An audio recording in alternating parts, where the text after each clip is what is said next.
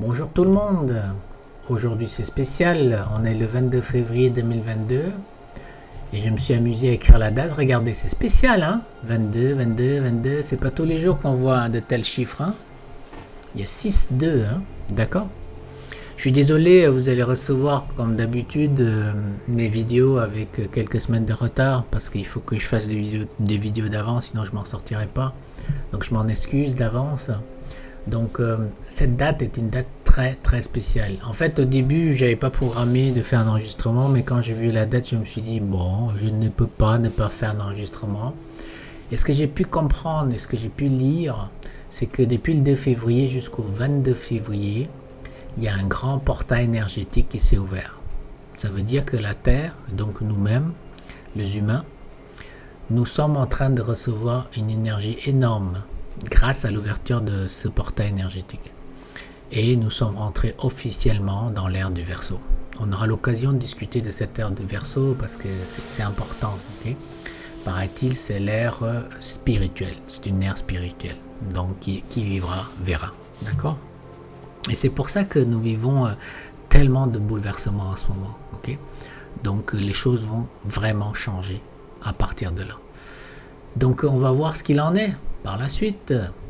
Aujourd'hui, en tout cas, il y a eu une loi. C'est la loi sur les mesures d'urgence décrétée par le Premier ministre au Canada. Cette loi a été votée au Parlement.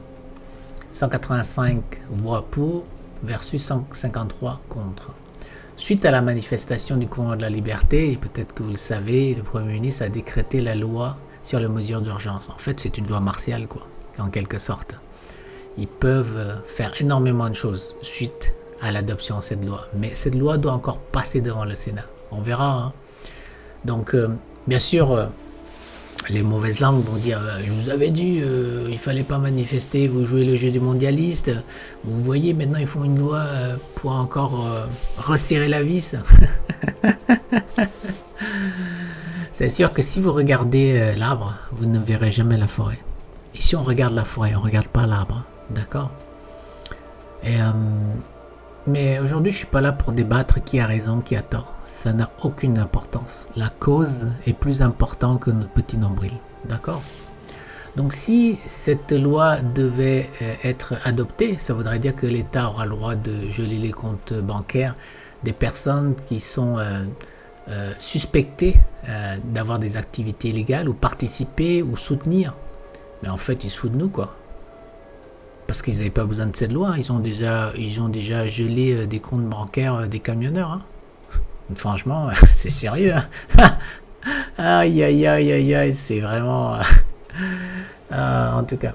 Donc, si cette loi devait être adoptée, ça veut dire que toutes les plateformes de paiement comme PayPal ou peu importe, toutes les plateformes de paiement devront passer au peine fin par la CANAF. La CANAF, c'est un conseil en fait qui surveille. Donc tous les transferts d'argent devront être surveillés et auront des comptes à rendre. Hein, c'est fou, hein? Donc vous voyez la dérive, vous voyez d'où est-ce qu'on arrive, d'où est-ce qu'on s'en vient, où est-ce qu'on arrive. Donc bienvenue à la tyrannie canadienne. Et il y a un excellent article écrit par Claude Gélinas, vous pouvez le voir par vous-même, hein, vous pouvez chercher. Hein. Il explique en fait que si cette loi devait être adoptée, il y aurait des fuites des fonds d'investissement étrangers. Ça veut dire quoi? Ça veut dire que on aura possiblement un krach boursier, un problème financier très grave au Canada. Ok? Donc on verra. Qui vivra, verra. Mais avec tout ce qui s'est passé, avec la manifestation du convoi de la liberté, on va regarder. Il y a quelque chose de très très bien qui est en train d'émerger. Et la chose qui est très très bien, c'est que on est face à un choix difficile. Soit on se soumet, soit on décide. Mais se soumettre à quoi? Décider à quoi? À quoi faire? Donc on va regarder ça ensemble. Donc à tout de suite. Alors nous revoilà, rebonjour. Alors je disais en introduction que nous sommes à la charnière d'une décision très importante, c'est-à-dire la soumission ou la décision. C'est une bonne question, n'est-ce pas? La soumission à quoi en fait? C'est soumettre à la tyrannie, à la dictature, au contrôle. Mais si je vous posais la question, est-ce que vous allez choisir la soumission ou la décision? Vous allez dire non, non, non, on se soumet pas, on va se battre. Faites attention à votre réponse. Parce que vous allez voir que quand vous devez décider, c'est pas aussi simple que l'on croit. Parce que parfois, il est beaucoup plus facile de se soumettre. Comme ça, on nous dit tout quoi faire. On n'a pas besoin de réfléchir. On se laisse vivre, on se laisse aller. C'est beaucoup plus facile. Alors, quelle est votre décision? Est-ce que vous allez vous soumettre ou est-ce que vous allez décider? Quand je vais vous expliquer ce qu'est la décision, peut-être que vous allez changer d'avis. Donc, soumission aux décisions, d'accord? Bon, les gens, en tout cas un certain nombre de personnes, en tout cas si vous regardez mes vidéos quelque part, c'est que vous ne voulez pas vous soumettre à la tyrannie, à la dictature, d'accord? Ni au contrôle. Donc il faut quand même prendre une décision à ce moment-là. Et puis j'entends depuis ces 2 dernières années tout doucement émerger la notion de souveraineté, de humain souverain. Qu'est-ce que c'est que cette souveraineté humaine? D'accord? Donc c'est là où je veux en venir. Okay? Soit on se soumet à la dictature, soit on devient un humain souverain. C'est-à-dire aller reconquérir notre souveraineté. Mais c'est quoi un humain souverain? On va le redéfinir, ou du moins on va le définir ensemble. Okay? J'ai regardé, j'ai écouté, et ce que j'ai pu comprendre, c'est que certains pensent qu'un humain souverain, c'est qu'on doit retrouver nos droits, nos libertés, la démocratie, le droit de manifester, le droit de décider, le droit d'être libre, le droit de mener notre vie comme on veut. Ok? Et ça c'est très bien en fait. Il faut se battre pour ça. Il n'y a aucun problème avec ça. D'accord?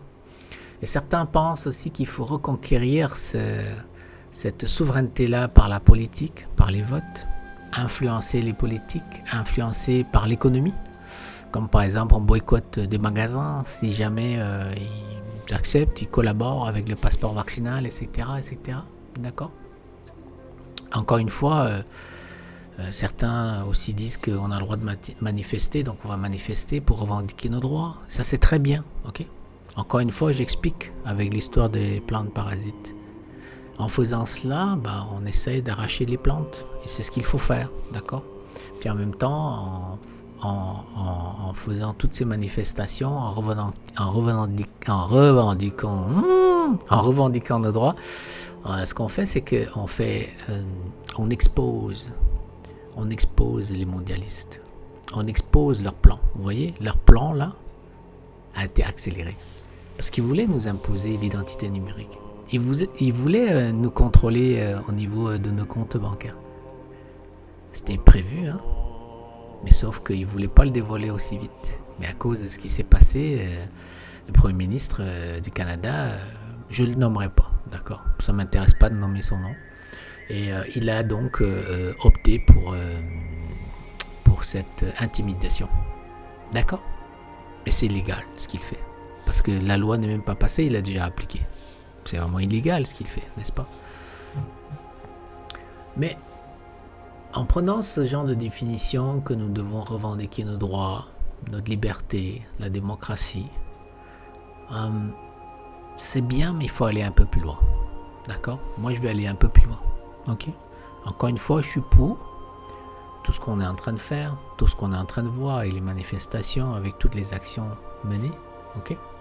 Mais il faut comprendre que c'est à la surface. Nous devons rentrer un peu plus en profondeur, aller chercher le noyau. Donc allons-y un peu plus en profondeur. Première question.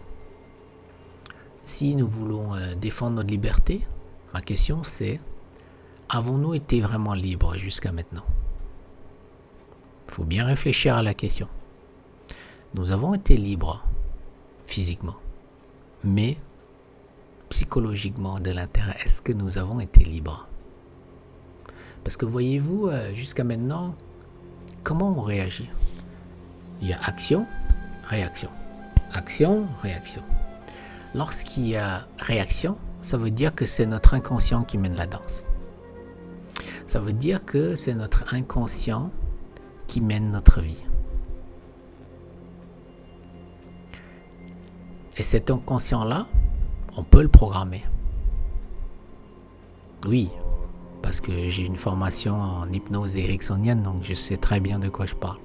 D'accord ? Donc cet inconscient-là, on peut lui dire, on peut vous dire, nous dire comment penser, quoi croire, qui croire, comment manger, quoi manger, ok ? Comment se comporter, le politiquement correct, le politiquement non correct, etc. Comment aimer. Donc ils vont même aller chercher vos émotions. D'accord ? Et comment ils ont fait ça en fait ? La programmation. La programmation a été faite depuis bien longtemps. Et ça commence pour nous. Ça commence par le système éducatif. Ça commence dès la primaire. Je le vois. Je le vois avec mon fils. Je ne suis pas aveugle par rapport à ça. Donc une programmation établie dans le système éducatif. Une programmation planifiée dans les médias, dans la télévision, dans l'actualité. Vous le savez maintenant. Pourquoi est-ce que la pandémie a pris ? C'est grâce aux médias. Eh oui, sans la télévision, personne n'aurait cru, personne n'aurait embarqué dans l'histoire. Eh oui, on le sait maintenant. Donc la programmation est là. La programmation est aussi dans les publicités. Vous ne le savez pas ? Il y a des messages subliminaux qui passent dans les publicités. La programmation est faite aussi par des films. Ben oui, Hollywood. Quand on regarde un film, ils nous font croire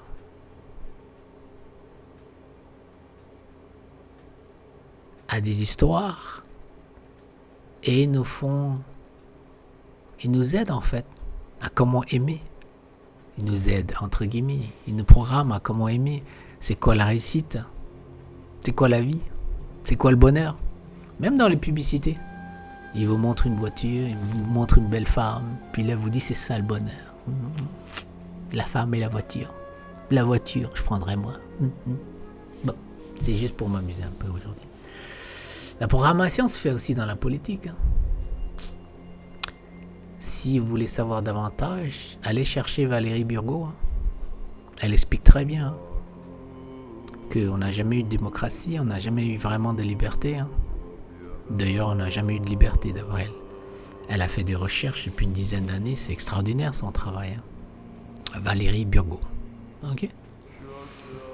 Donc on nous a fait croire qu'en politique, on était dans une démocratie, qu'on votait quelqu'un, et puis qu'après ça, on avait des droits, et puis qu'on était super bien, on peut aller danser, on peut aller au bar.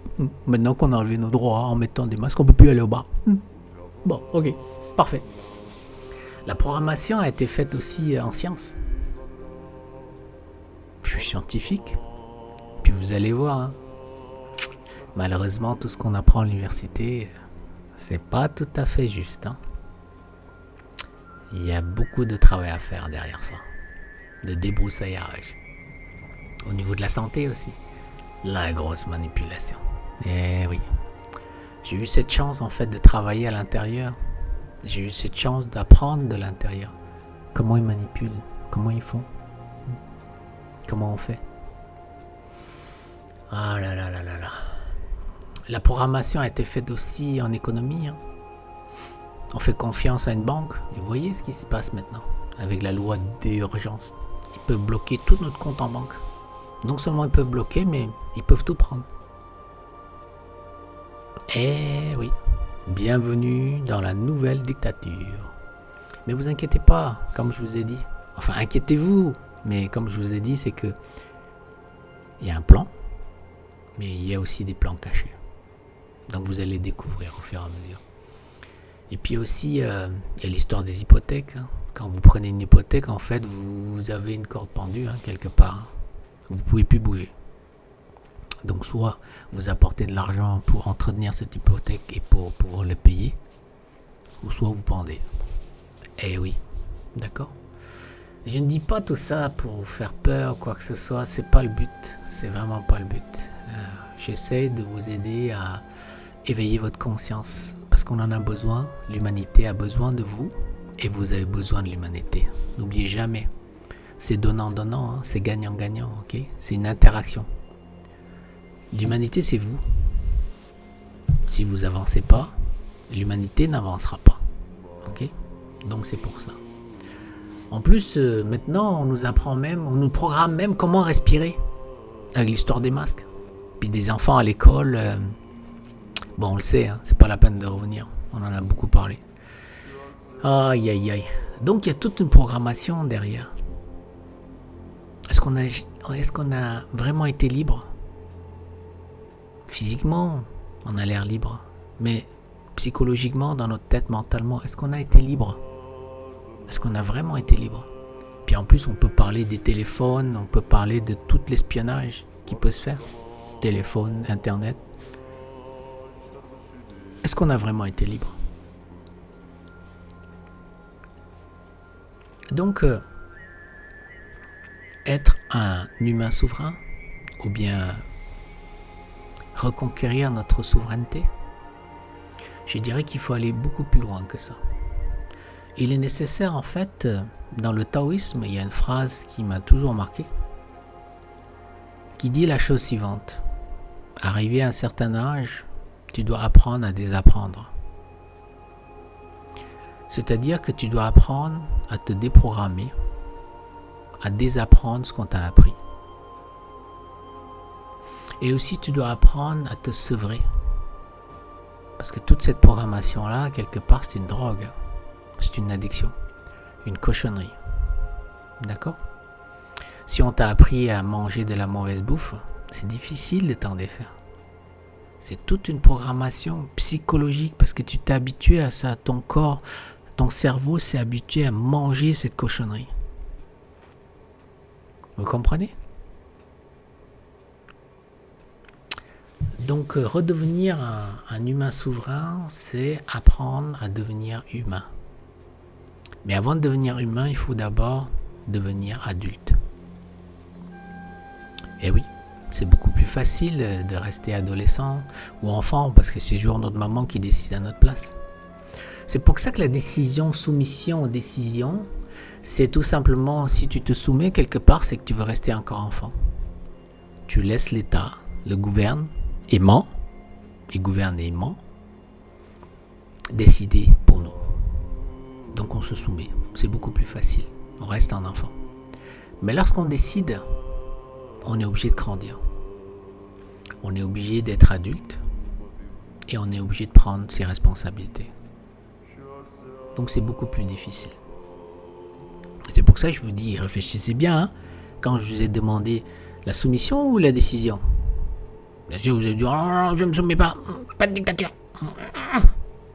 Mais réfléchissez bien. C'est facile, c'est beaucoup plus facile quand on se soumet. On se laisse vivre, on se laisse porter, on ne réfléchit pas. On lui dit 3 doses, 5 doses, 10 doses, 20 doses. On y va, on ne réfléchit plus. Après ça, on s'en fout. Vous êtes zombie, pas zombie, c'est pas un problème. Mais vous n'avez pas besoin de réfléchir. Vous êtes un végétal, mais c'est pas grave. Mais c'est facile, d'accord? Mais redevenir un humain souverain, c'est beaucoup plus difficile. Ça veut dire, premièrement, accepter qu'on a eu toute cette programmation. Accepter que notre inconscient a été pollué. Qu'il a été formaté, programmé. On nous a retourné le cerveau à l'envers. Ça, c'est difficile.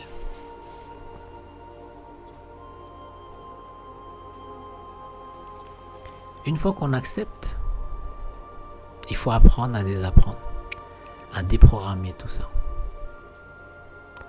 à sevrer de toute cette addiction, une par une.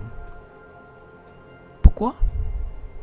Eh bien, tout simplement parce que toutes ces addictions-là, toutes ces programmations-là, sont des poids très très lourds, des poids qui nous empêchent de retrouver notre lumière. Donc retrouver notre souveraineté humaine, c'est retrouver notre lumière. Parce que dans cette lumière, on a la toute-puissance. À la limite même, on a le pouvoir divin intérieur. D'accord? Mais pour pouvoir retrouver ce pouvoir divin intérieur, il faut retrouver notre lumière. Il faut retrouver notre souveraineté. Comme je l'ai dit, et je le répète encore, il faut créer son chef-d'œuvre intérieur, il faut œuvrer à l'intérieur pour qu'on puisse retrouver nos capacités pleinement et donc notre pouvoir. Si on retrouve notre pouvoir, on retrouve notre lumière et c'est notre lumière qui va engloutir l'obscurité qui est en train de sévir, mais qui va bientôt être engloutie, tôt ou tard les amis. D'accord? Donc les mondialistes, quelque part, nous aident. Oui, ils nous aident. Parce qu'ils nous poussent à devenir adultes. Bien sûr, si on le décide. Et nous poussent à prendre nos responsabilités, à redevenir ce qu'on est, c'est-à-dire lumière. C'est ça, être un humain souverain. Être un humain souverain, c'est reconquérir sa force intérieure, reconquérir sa puissance intérieure, reconquérir son pouvoir divin. Avec ce pouvoir divin, on peut tout faire. Il n'y a pas de limite. Tout nous sera ouvert. On aura un tapis rouge pour tout ce qu'on a envie de faire, tout ce qu'on a envie de créer. Mais il y a un long chemin. Il y a un très long chemin. Et nous sommes là pour ça. Voilà pour aujourd'hui. C'était le message du jour. C'est le 22 février 2022. Soit vous acceptez la soumission, soit vous décidez. Vous décidez de redevenir un humain souverain. C'est-à-dire reconquérir votre souveraineté de l'intérieur, redevenir cette lumière que vous êtes. Libérez-vous. Nous sommes là pour ça. Voilà. À très bientôt. Donc comme d'habitude, si vous voulez m'aider, vous pouvez vous abonner, commenter ou même me suggérer des sujets que je pourrais traiter. Je le ferai avec plaisir si je le peux. Vous pouvez partager mes vidéos. Et puis mon fils il m'a dit hey, papa, il faut que tu dises aux gens de liker. Donc vous pouvez liker. C'est le petit pouce en fait, le pouce en l'air. Vous pouvez entrer dans ma communauté en me contactant. Et puis aussi peut-être qu'on pourra faire des échanges de services, du partenariat. On peut peut-être travailler ensemble. On peut peut-être créer justement ce nouveau monde ensemble. D'accord? Ça c'est important. Et aussi, comme j'ai des ateliers en ligne, vous pouvez me contacter pour savoir les détails. J'ai aussi des consultations privées pour les gens qui en ont besoin pour passer justement de l'ancien monde vers le nouveau monde, qui n'est vraiment pas facile comme passage. Ok?